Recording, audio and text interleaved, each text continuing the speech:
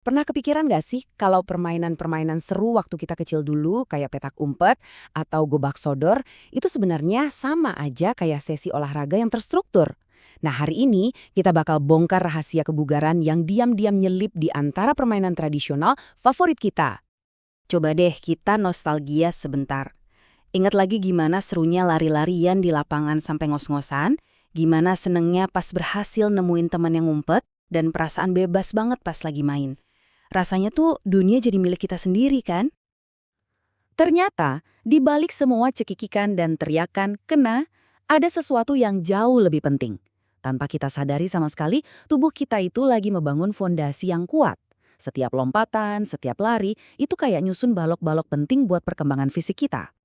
Oke, sekarang kita bahas sedikit istilah teknisnya, tapi tenang, ini gampang banget. Kunci utamanya adalah gerak lokomotor. Ini tuh cuma istilah keren buat semua gerakan yang bikin badan kita pindah tempat. Lari, jalan, loncat, nah itu semua gerak lokomotor. Dan inilah cara kita bakal melihat permainan-permainan tadi. Pembahasan kita hari ini juga bukan asal-asalan ya. Kita mengacu pada dokumen ini yang secara spesifik menyoroti 5 permainan tradisional populer di Indonesia. Kita bakal bedah satu persatu buat ngeliat gerak lokomotor apa sih yang paling dominan di dalamnya. Oke, sekarang kita masuk ke bagian yang paling seru. Yuk kita langsung lihat permainannya satu-satu dan temukan gimana aktivitas fisik itu pinter banget nyamar di dalam setiap aturannya. Pertama, ada permainan yang kayaknya semua orang pernah mainin, engklek. Modalnya cuma kapur sama tanah kosong, tapi manfaatnya wah luar biasa. Coba perhatiin gerakannya. Inti dari engklek itu kan lompat dengan satu kaki dari satu kotak ke kotak lainnya. Kelihatannya sepele, tapi gerakan ini tuh latihan yang keren banget buat keseimbangan, kekuatan kaki, dan juga koordinasi tubuh. Lanjut, ada permainan tim yang butuh lari kenceng dan strategi jitu. Apalagi kalau bukan gobak sodor. Atau mungkin di tempatmu namanya gala asin? Di gobak sodor intinya cuma satu, lari.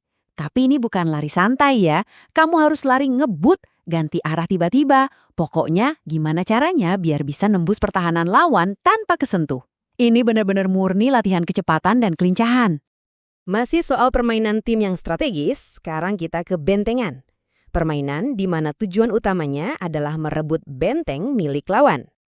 Mirip kayak gobak sodor, bentengan ini juga isinya lari-larian. Bedanya, di sini fokusnya lebih ke lari jarak pendek yang meledak-ledak atau kita sebut sprint.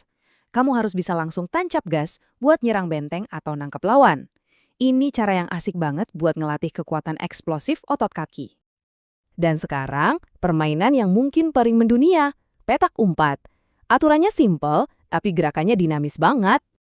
Petak umpat itu unik karena dia ngegabungin dua jenis gerak lokomotor. Ada waktunya kita jalan pelan-pelan, ngendap-ngendap pas lagi nyariin teman. Tapi tiba-tiba harus lari sekencang-kencangnya pas mau ke inglo atau hong. Kombinasi ini ngelatih kontrol kecepatan dan juga stamina kita. Nah, yang terakhir, ini permainan yang unik banget dan butuh alat bantu khusus, yaitu egrang. Walaupun gerakannya cuma berjalan, tapi melakukannya di atas egrang itu tantangannya beda level. Ini butuh keseimbangan super, koordinasi seluruh badan, plus otot inti yang kuat banget. Benar-benar latihan yang unik dan sangat efektif. Jadi, kalau kita rangkum, kelihatan kan polanya? Setiap permainan dengan cara uniknya masing-masing ngelatih gerak lokomotor yang spesifik. Engklek itu buat lompat, gobak sodor dan bentengan buat lari cepat. Petak umpet buat kombinasi lari dan jalan. Dan egrang itu latihan jalan dengan keseimbangan tingkat tinggi. Terus apa artinya semua ini? Permainan-permainan ini tuh bukan sekedar kenangan manis loh. Mereka adalah warisan gerakan yang berharga banget yang bisa ngebentuk masa depan anak-anak kita. Jadi intinya tuh begini. Permainan tradisional itu ibarat cetak biru yang sempurna buat perkembangan fisik yang sehat. Anak-anak jadi belajar skill motorik yang penting dengan cara paling alami dan menyenangkan. Lewat bermain ya, bukan karena disuruh olahraga. Kutipan ini bener-bener pas banget. Semua keseruan yang kita rasain dulu ternyata punya dampak jangka panjang yang bisa kita wariskan untuk menciptakan generasi yang lebih bugar dan aktif. Jadi, saya mau ninggalin satu pertanyaan buat Anda. Di era serba digital kayak sekarang, permainan tradisional mana nih yang bakal kamu wariskan ke generasi selanjutnya?